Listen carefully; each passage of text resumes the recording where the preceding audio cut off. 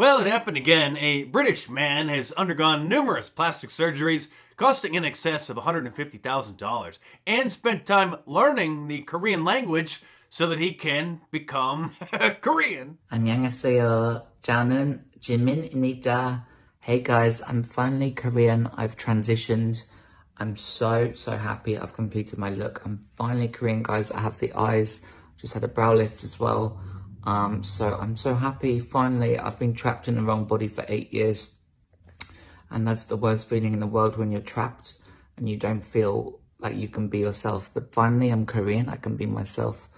And I'm so happy. And since Dr. Phil is the new Jerry Springer show, this individual, who, by the way, also identifies as gender non-binary, so they're a gender non-binary transracial person, sat down with Dr. Phil. But this was before his, before their final transformation into an Asian. I'm doing everything I can to look like Jimin, to have his skin, to have his facial structure, to have everything.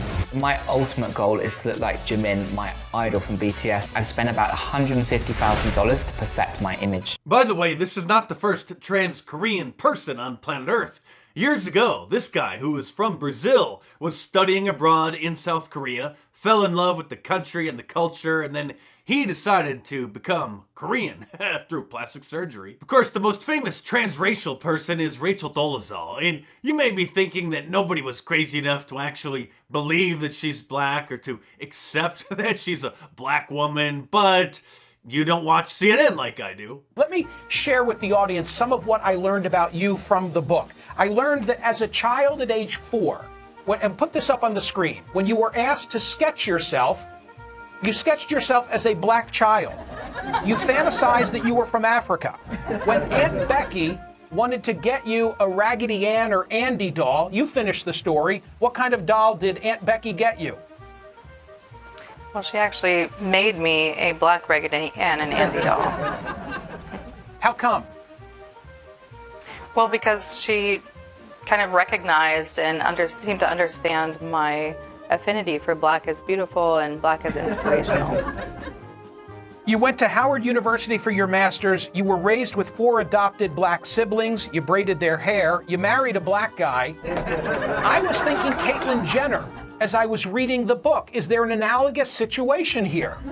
For sure, there's some similarity in terms of harmonizing the outer appearance with the inner feeling, in terms of, stigmatized identity. Some people will forever see me as my birth category and nothing further, and the same with Caitlyn. And MSNBC was just as understanding. Is it possible that she might actually be black? Some of us are born cisgendered, some of us are born transgendered, but I wonder, can it be that one would be cis black and trans black? That there is actually a different category of blackness that is about the achievement of blackness despite one's parentage. Is that possible? It's absolutely possible. I mean, why not? To most people's surprise, Rachel Dolezal is not the only trans black person. Meet Martina Big. I mean, we have been following your story, and you were never comfortable with your natural appearance, the one you were born with.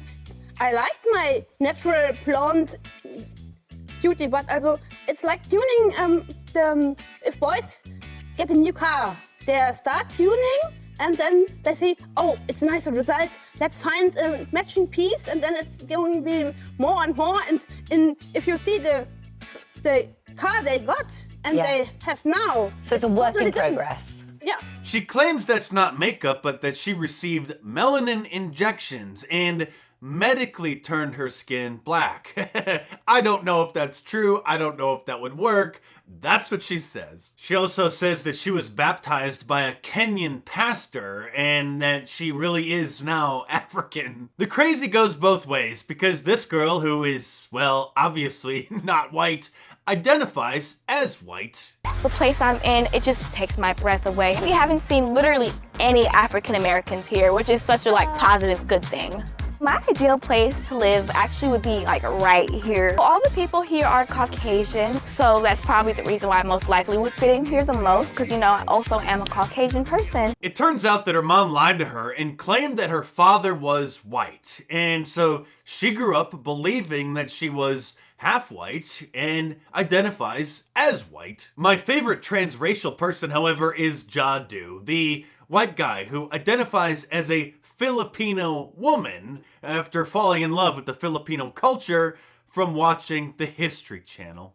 Whenever I'm around the music, I'm around the food, I feel like I'm in my own skin. I'd watch the History Channel sometimes for hours, you know, whenever it came to that, and, you know, nothing else intrigued me more but, you know, things about, you know, Filipino culture. After Jadu first made headlines a few years ago, a psychologist was quoted in a USA Today article about him, not recommending that he get psychotherapy, but instead endorsing his new transracial identity, saying that, quote, if someone feels that they feel at home with a certain religion, a certain race, a certain culture, I think that if that's who they really feel inside, life is about finding out who you are. The more knowledge you have of yourself, the happier you can be. And don't even get me started on the transgender dragon lady, because I've had enough of these people. If the human race is able to survive this cultural Marxist revolution that we're in the midst of, future generations will look back on this craziness the way that we look back on medical doctors in ancient times who participated in bloodletting. They literally would drain people's blood when they were sick, thinking that that would help them become better. Or even more recent times, like back in the 1950s, when many people apparently didn't understand that smoking cigarettes was hazardous for your health. I mean, I'm sure there were a lot of people that had common sense that just intuitively knew that inhaling particles of smoke and coughing would ultimately do some damage to your lungs and other parts of your body, but hey. I'm sure that they were ridiculed for being squares, 1950s slang for not being cool. Sort of like the establishment ridicules us when we won't embrace the utter insanity that we're seeing in our society. It was also around this time that 7-Up was running a series of ads showing mothers feeding their babies soda. Of course, now it's common knowledge that you don't feed babies soda, you feed them milk. Although, since society is regressing, I'm sure that many parents are actually doing that again. I, for one, need a break from all of this madness, so I have something fun planned for Friday's video. It's gonna be a very special treat, so be sure to tune in for that because I know you're gonna love it. Let's just say it involves me heading out to the beach because this is 4th of July weekend. And for my fellow Americans, get free shipping and handling on any of my shirts from markdice.com by using the promo code 1776. So head on over to markdice.com and get yourself a 1776 shirt, an America First shirt, an I Love Global Warming tank top, or any of my awesome designs, or click the link in the description below, enter the promo code 1776 at the checkout to get free shipping in the US, and check them out!